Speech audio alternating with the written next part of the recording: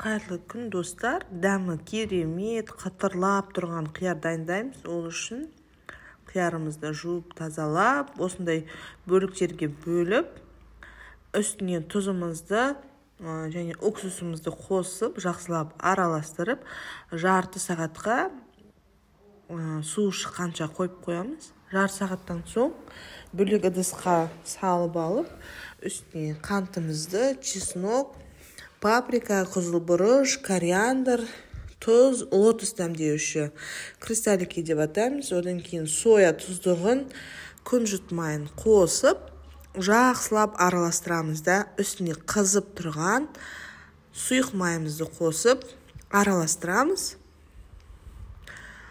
Араластырып, сразу жесеңіздер, немесе холодильникке 2-3 сағатқа демалдырып жесеңіздер, дәмі керемет болады. Бетіне қалауыңызша күнжіт дәнегін сепсеңіз болады. Бұл жерде салаттың дәмін келтіретін дәмдеуштердің әрқайсысының өзінің ерекше орындары бар. Сол үшін жасап көріңіздер. Ас болсын.